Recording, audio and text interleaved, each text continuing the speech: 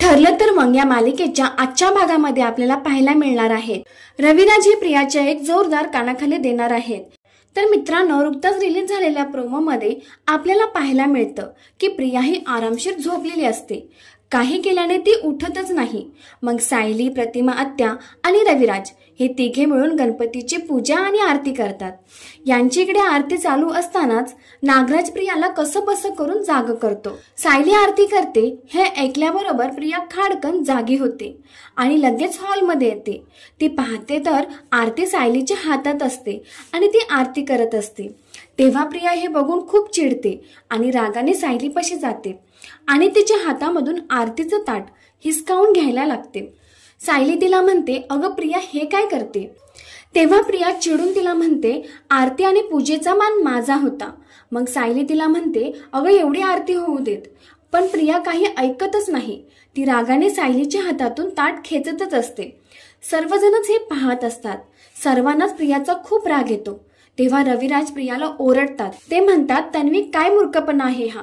पूर्ण आजी पण तिला ओरडत म्हणतात, तन्वी ताट सोड।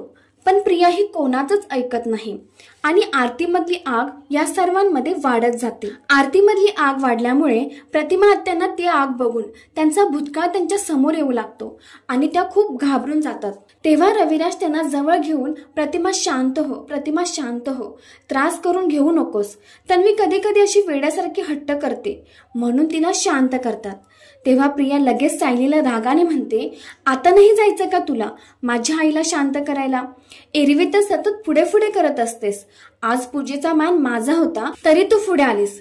तेव्हा कल्पना तिला म्हणते, तू झोपून राहिलीस ना म्हणून सायलीला पूजा करावी लागली। आणि पूर्ण आजी पण रागाने तिला म्हणतात, याची लाज वाटणं तर सोडच, देवासमोर अशी विचित्र वागते।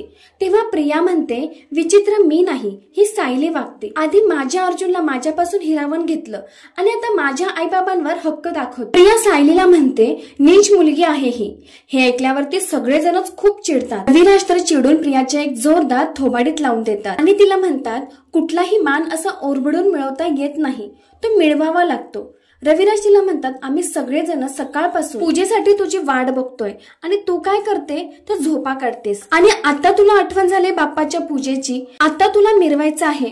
रविराज तिला चिडून म्हणतात, सगळ्या कुटुंबासमोर तू मला मान खाली घालवायला लावलीस, मला लाज वाटते, तू माझी मुलगी आहेस। आणि तेव्हा नागराज लगेच म्हणतो, मला पण असंच वाटतंय, तन्वी अशी का वागते? ती नाही वागत अशी कधी। तेव्हा पूर्ण आजी म्हणतात, नागराज तन्वी नेहमी मनाला वाटेल असंच वागते। पूर्ण आजी प्रियाला चिडून म्हणतात, तू माझी नात आहेस, मग तुझे किती अपराध मी पोटात घालायचे? मग प्रिया लगेच म्हणते, पूर्ण आजी तूच म्हणाली होतीस ना आजची पूजा मी आणि आई बाबा तिघांनी मिळून करायची। त्यावरती पूर्ण आजी म्हणतात, त्यासाठी वेळेत तयार होऊन यायचं होतं, तू तसं केलं नाहीस आणि सायलीकडून आरतीचं ताट जबरदस्ती ओढून घेतेस आणि अंघोळ न करता देवासमोर उभी राहिलीस। ही आपली संस्कृती आहे का? आधी देवाची माफी माग आणि मग तिथून बाजूला हो। पूर्ण आजी तिला बाप्पाची माफी मागायला लावते। तेव्हा तन्वी बाप्पाची माफी मागते। मग प्रतापराव प्रियाला म्हणतात, तन्वी अशी गाढ झोप कुणालाही लागू शकते, मग असं संताप करायचा का? हे असं बरोबर आहे का?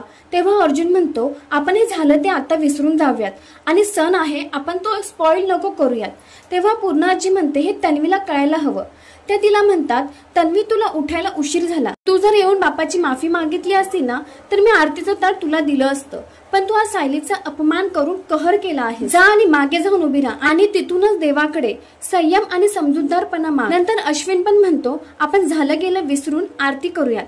तेव्हा नागराज चिडून प्रियाला हळूच म्हणतो, तू टाळ्या वाजव, मी तुझ्या कानाखाली वाजवतो।